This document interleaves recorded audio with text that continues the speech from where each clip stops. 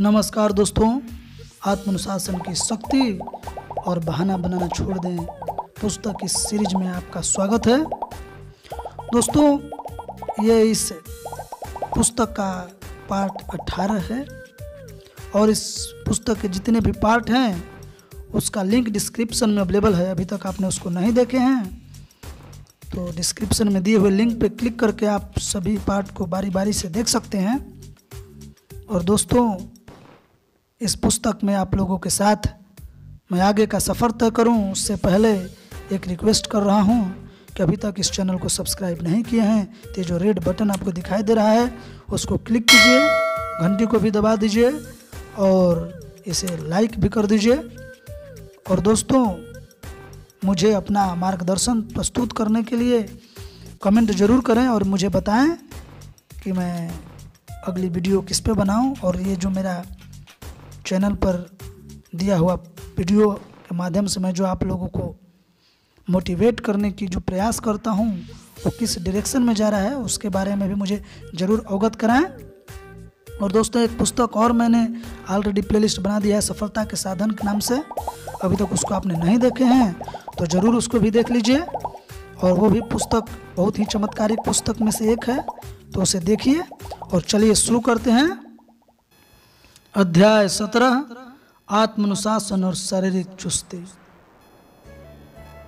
मानसिक दृढ़ता में कई बात शामिल होती है और इसे स्पष्ट करना थोड़ा मुश्किल है। इसके लक्षण है त्याग और आत्मदमन।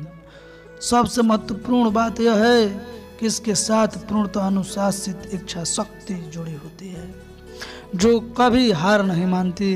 यह एक मानसिक अवस्था है जैसे आप सक्रिय चरित्र भी कह सकते हैं, विंस लिम्बार्डी। शारीरिक चुस्ती के उच्च स्तर पर पहुंचने और उसे बनाए रखने के लिए आजीवन आत्मानुशासन और इच्छा शक्ति की जरूरत होती है। अच्छी खबर है कि शारीरिक चुस्ती अपना पुरस्कार खुद है। आपको न सिर्फ व्यायाम करते समय अच्छा लगता है बल्कि आप बाकी समय भी अपने बारे में बेहतरीन महसूस करते हैं। यदि आपका लक्ष्य लंबा, स्वास्थ्य, सुखी जीवन जीना तथा शारीरिक रूप से चुस्त व छरहरा रहना है तो नियमित व्यायाम के अलावा कोई विकल्प नहीं है। सौभाग्यवश शारीरिक चुस्ती के श्रेष्ठ स्तर पर पहुंचने के लिए आपको किसी ओलंपिक या ट्रायथलीन का प्रशिक्षण लेने की जरूरत नहीं होती। आप एक्सरसाइज और शारीरिक प्रशिक्षण को अपने दिनचर्या में शामिल कर सकते हैं। जीवन शैली में सिर्फ कुछ छोटे छोटे परिवर्तन करके ही आप शारीरिक चुस्ती के अपने लक्ष्य को प्राप्त कर सकते हैं। विशेषज्ञों की सुने। शारीरिक फिटनेस विशेषज्ञ आमतौर पर इस बात पर सहमत हैं कि शारीरिक चुस्ती के अपने अधिकतम स्तर पर पहुंचने के लिए आपको हर सप्ताह 200 से 300 मिनट के व्यायाम की जरूरत होती है। इसका मतलब यह है कि आपको हर सप्ताह 5 से 7 दिन में 30 से 60 मिनट व्यायाम करना चाहिए। यदि आप ऑफिस जाने से पहले हर सुबह 30 मिनट टहलने जाते हैं या ऑफिस से लौटने के बाद हर शाम घूमने जाते हैं, साथ ही वीकेंड्स में भी ऐसा ही करते हैं, तो आप समाज के सबसे स्वस्थ व्यक्तियों में से एक बन जाएंगे। यदि आप हर सप्ताह 5 दिन 1 घंटे तक व्यायाम करते हैं तो आपकी गिनती संसार के सबसे 1-2% लोगों में होगी। सुबह सुबह ही शुरू हो जाएं। वो एक्सरसाइज करने का सबसे अच्छा समय सुबह सुबह है। जो लोग सुबह 30 से 60 मिनट तक व्यायाम करते हैं वे ज़्यादा आसानी से व्यायाम को अपनी दिनचर्या में अस्थायी हिस्सा बना सकते हैं। दूसरी ओर जो लोग शाम को ऑफिस से लौटने के बाद एक्सरसाइज करने की सोचते हैं उन्हें हमेशा इसे टालने की कोई ना कोई बहाना मिल जाता है। या तो वे थक जाते हैं या फिर उनके सामने दूसरे काम आ जाते हैं। वे एक्सरसाइज को कल यानी अगले दिन तक टाल देते हैं और जैसा हम सभी जानते हैं कल कभी नहीं आता। एक्सरसाइज को नियमित दिनचर्या में लाने और उस पर निरंतर अमल करने के लिए जबरदस्त आत्मानुशासन की जरूरत होती है। लेकिन जब आप हर सुबह उठते ही तुरंत एक्सरसाइज करने का अनुशासन दिखाते हैं तो यह काम समय के साथ आसान होता जाता है। अपने साथ एक चालाकी करें।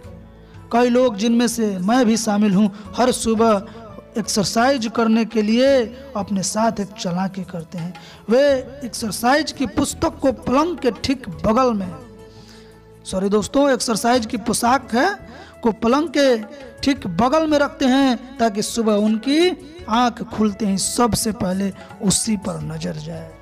इससे यह होता है कि पूरी तरह जागने से पहले ही व्यायाम की पोशाक और दौड़ने वाले जूते पहनने लगते हैं तथा दौड़ना शुरू कर देते हैं, इससे पहले कि उन्हें पता चल पाए कि हो क्या रहा है। उनका आधा व्यायाम निबट जाता है, उनकी हृदय गति बढ़ जाती है, उनके फेफड़ों में ऑक्सीजन भर जाती है और उन्हें अच्छा महसूस होने लगता है। जब भी लोग सुबह दौड़कर या कोई दूसरा व्यायाम करके लौटते हैं तो हमेशा आनंदित और प्रसन्न चित्त रहते हैं। ऐसा द इफेक्ट ऑफ एक्सरसाइज यानी व्यायाम के प्रभाव की वजह से होता है, जो व्यायाम के 25-30 मिनट के बाद शुरू होता है। उनका मस्तिष्क एंडोर्फिन्स नामक रसायन प्रवाहित करता है जिससे वे प्रफुल्लित महसूस करते हैं। अपनी बुद्धिमत्ता को बढ़ाएं। Expand your knowledge. जो लोग सुबह सुबह सबसे पहले एरोबिक व्यायाम करते हैं वे दिन भर ज्यादा तेजस्वी, रचनात्मक और बुद्धिमान नजर आते हैं। एरोबिक व्यायाम दोस्तों होता है दौड़ने से, यानी जिसमें सांस फूलता है, उस तरह के व्यायाम को एरोबिक व्यायाम कहते हैं। बुद्धिमत्ता परीक्षण में उनका स्कोर सचमुच ऊंचा होता है और उनके मन में दिन भर अपने काम को बेहतर बनाने संबंधी ज्यादा विचार भी आते हैं। इसका कारण स्पष्ट है। जब आप सुबह सुबह एरोबिक व्यायाम करते हैं तो बहुत ज़्यादा ऑक्सीजन वाला खून आपके सेरिब्रल कॉर्टेक्स में पहुंच जाता है। यह आपके मस्तिष्क का वह हिस्सा है जिसका उपयोग आप सोचने, विश्लेषण करने और निर्णय लेने के लिए करते हैं। इससे आप कई घंटों तक पूरी तरह चौकन्ने और चुस्त रहते हैं। जब आप सुबह सुबह उठते ही व्यायाम करते हैं तो आपकी जो चाय पचय यानी कि उपापचय दर भी बढ़ जाता है। परिणाम यह होता है कि आपका शरीर दिन भर कैलोरियों को जलाता रहता है। व्यायाम करने के कई घंटे बाद भी आपका वजन कम होता रहता है।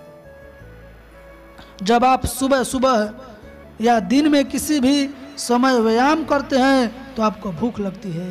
बहरहाल चूंकि आप स्वास्थ्यवर्धक व्यायाम कर रहे हैं इसलिए आपको केवल स्वास्थ्यवर्धक आहारों की ही स्वाभाविक भूख लगेगी। आपके मन में मीठे आहार या मिठाई खाने की इच्छा बहुत कम होगी।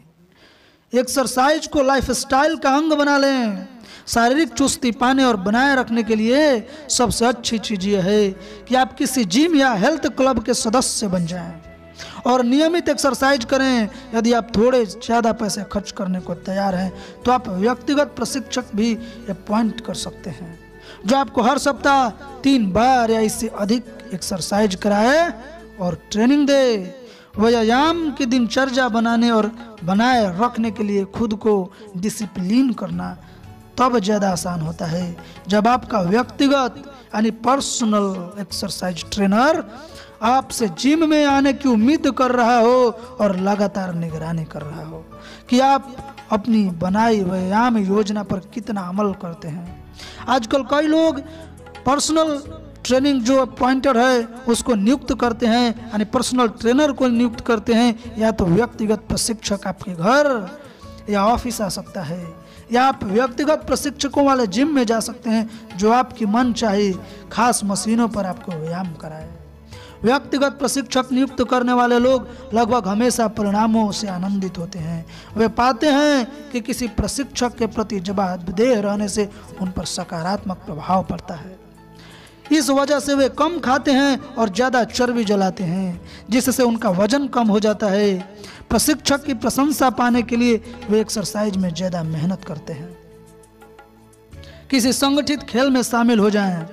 संगठित खेल भी शारीरिक चुस्ती के उच्च स्तर पर पहुंचने और उसे बनाए रखने का अच्छा तरीका है। इसमें समय ज्यादा लगता है लेकिन पुरस्कार भी असाधारण होते हैं। यदि आप किसी स्पोर्ट्स लीग के सदस्य हैं चाहे यह बेसबॉल हो, टेनिस हो, फुटबॉल हो, सॉकर या रैकेट बॉल या कोई भी अन्य खेल हो, और आपके पास एक नियमित कोच या प्रशिक्षक है, तो आप में अधिक एकाग्रचित्त और अनुशासित होने की प्रवृत्ति होती है। आप ज्यादा जोश से ज्यादा व्यायाम करते हैं, फलस्वरूप आप बाकी के अधिकांश लोगों से ज्यादा चुस्त और छरहरे बन जाएंगे।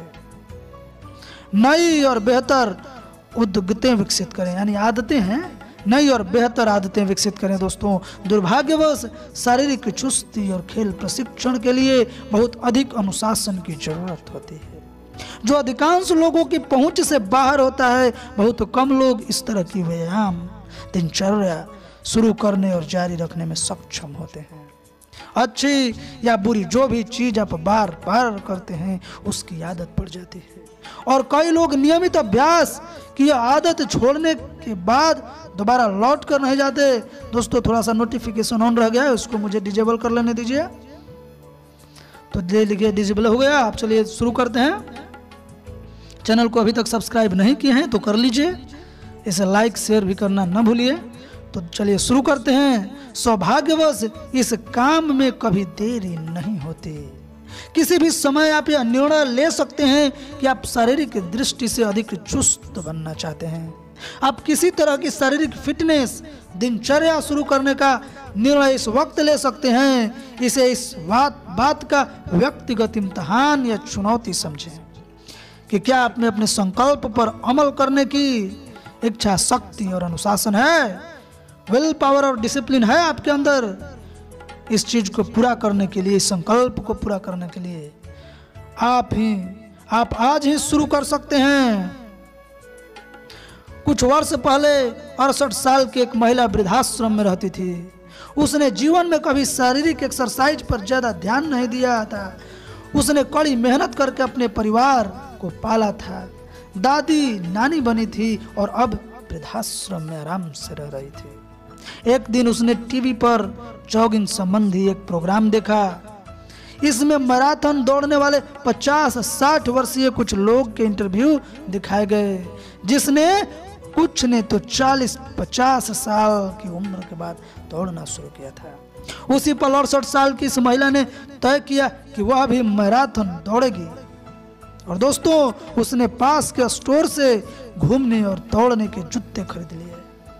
उसी दिन उसने आसपास के इलाके में टहलकर अपना व्यायाम कार्यक्रम शुरू कर दिया, और अगले दिन कुछ सप्ताहों में वह ज्यादा दूर तक घूमने गए। उसने पुस्तकें खरीदी और अनुभवी लोगों की सलाह ली कि वह दौड़ने के लिए किस तरह का एक्सरसाइज करे और अपने पैरों का प्रशिक्षण दे।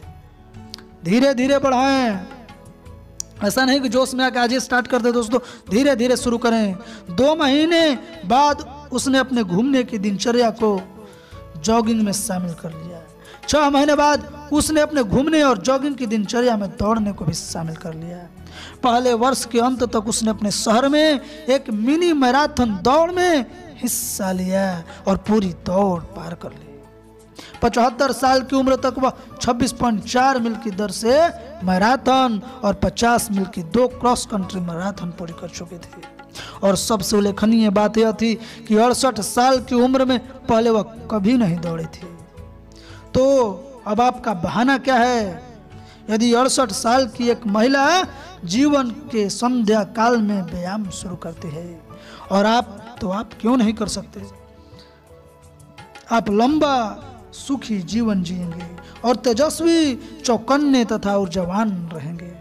इसकी बहुत बड़ी गारंटी यह है कि आप नियमित शारीरिक व्यायाम योजना पर अमल शुरू कर दें। हर सप्ताह, हर महीने, हफ्ते में 5 दिन करें और ऐसा जीवन भर करते रहें। जब आप शारीरिक चुस्ती के उच्च स्तर तक पहुंचने और उसे बनाए रखने के लिए अपने आत्म अनुशासन को और इच्छा शक्ति का इस्तेमाल करते हैं तो आपको बहुत जबरदस्त एहसास होगा।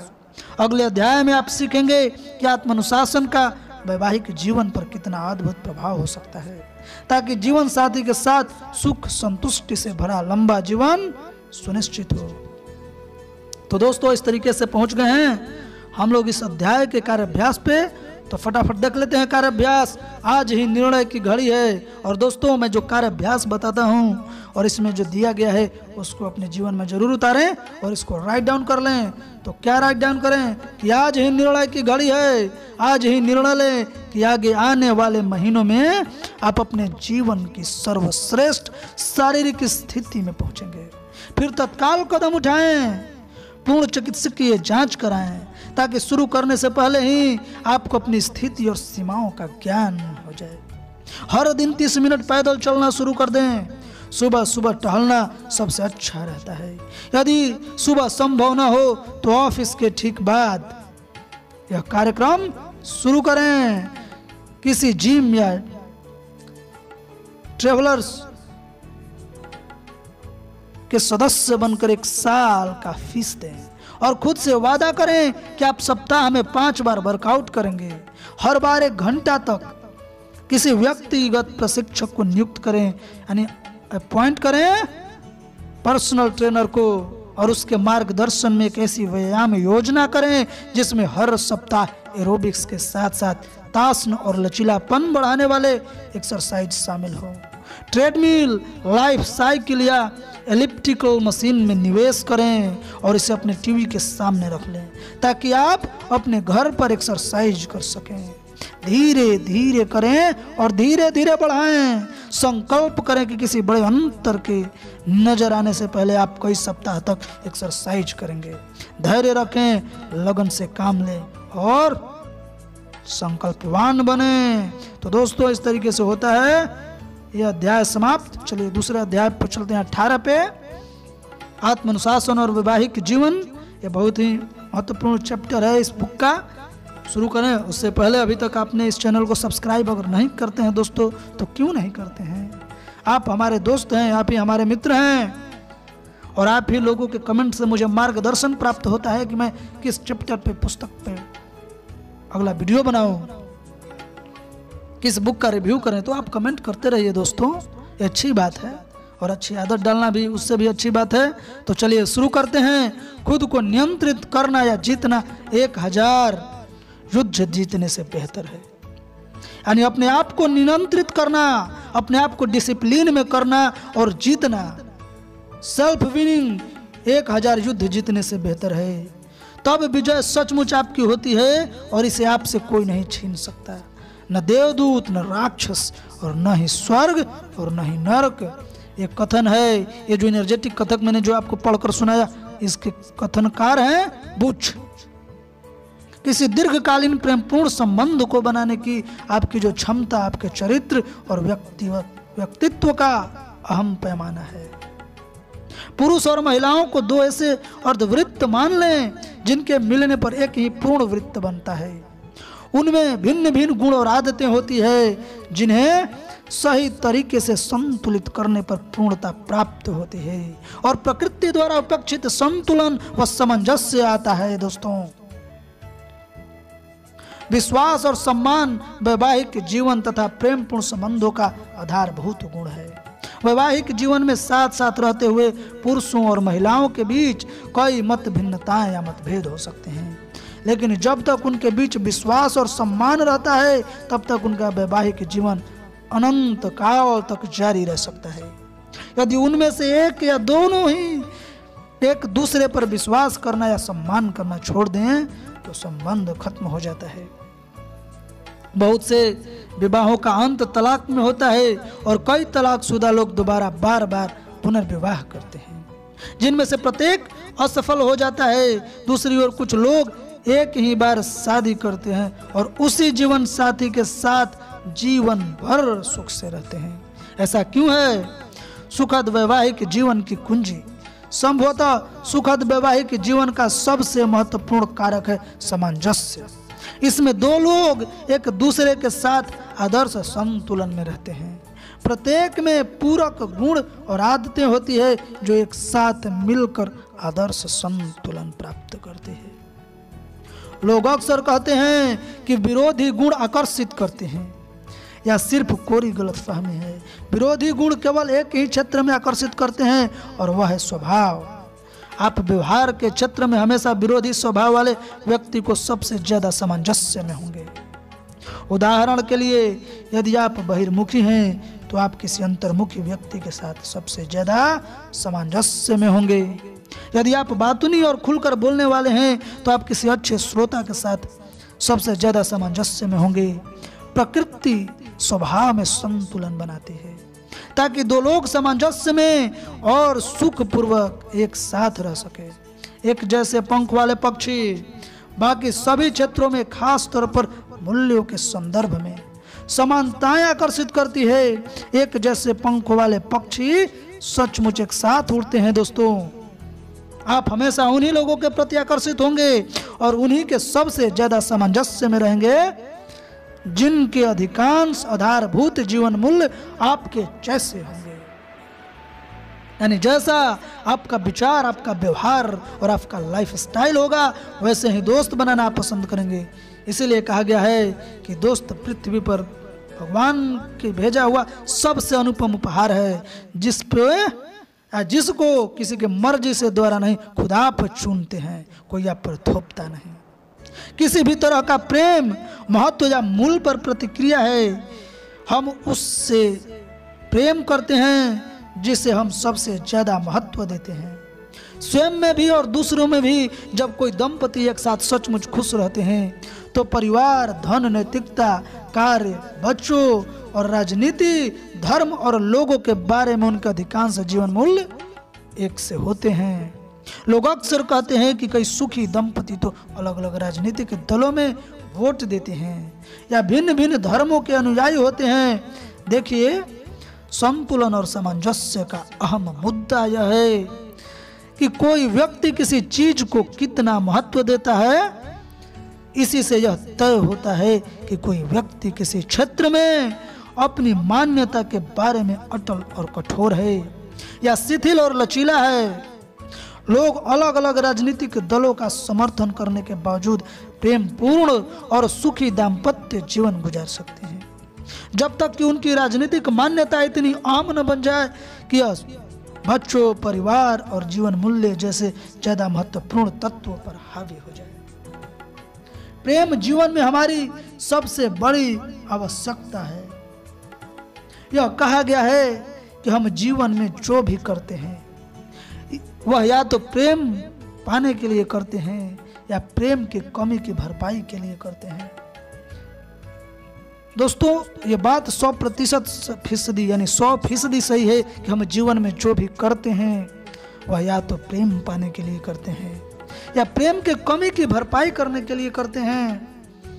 अधिकांश क्या कह रहा है कि अधिकांश मनोवैज्ञानिक मानते हैं कि बचपन में प्रेम रोक जाना ही वयस्क जीवन की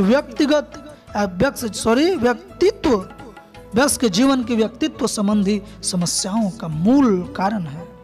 प्रेम लोगों के लिए उतना ही जरूरी है दोस्तों जितना कि गुलाबों के लिए पानी। पर्याप्त प्रेम और एक्सेप्टेंस न मिलने पर ही मनुष्य में शारीरिक और व्यक्तित्व संबंधी समस्याएं देखी जाती है। सुखी रहना तभी संभव है जब प्रेम की जो आवश्यकता है वो पूरी तरह से संतुष्ट हो रही हो। वैवाहिक जीवन को सुखी बनाने के लिए जबरदस्त सेल्फ डिसिप्लिन और सेल्फ कंट्रोल की आवश्यकता होती है।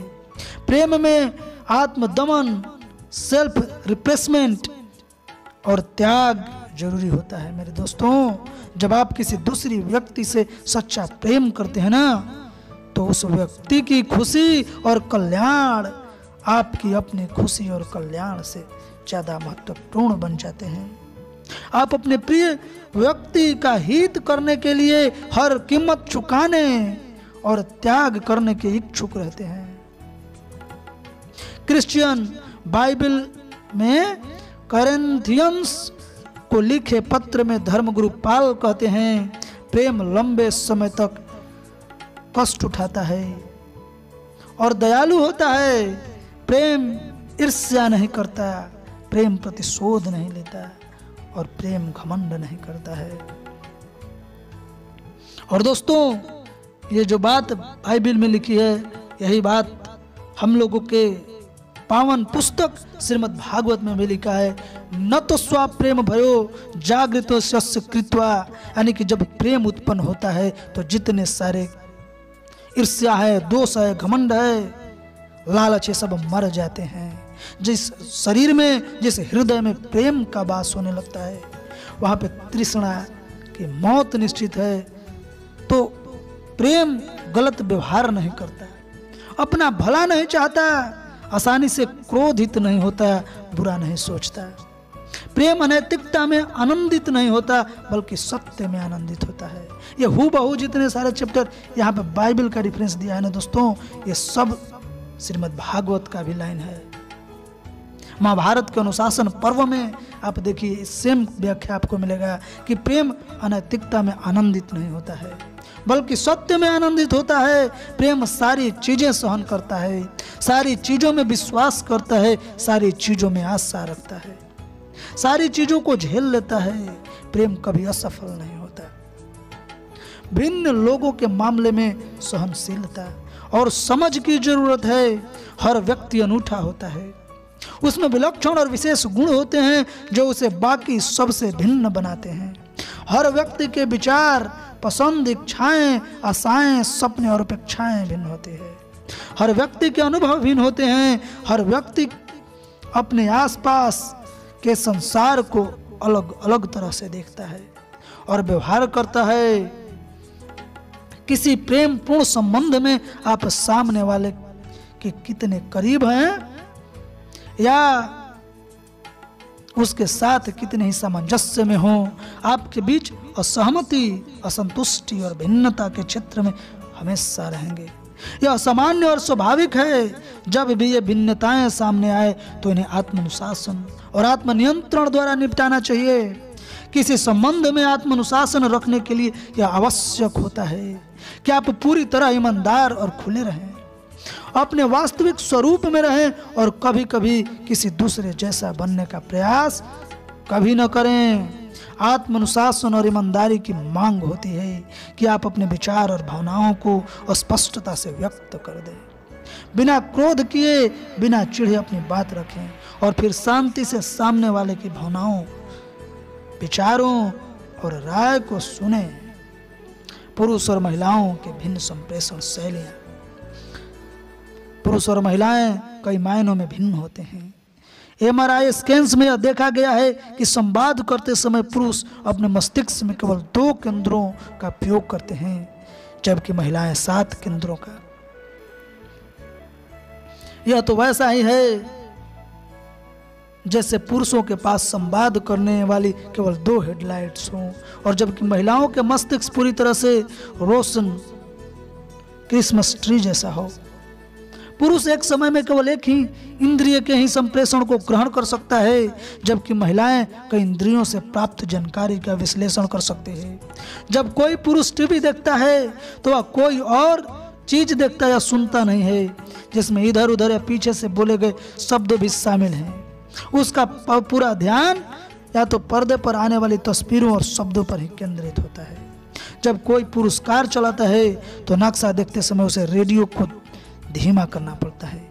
फोन का जवाब देने के लिए उसे टीवी या रेडियो को धीमा करना पड़ता है। वह एक साथ पढ़ और सुन या देख नहीं सकता।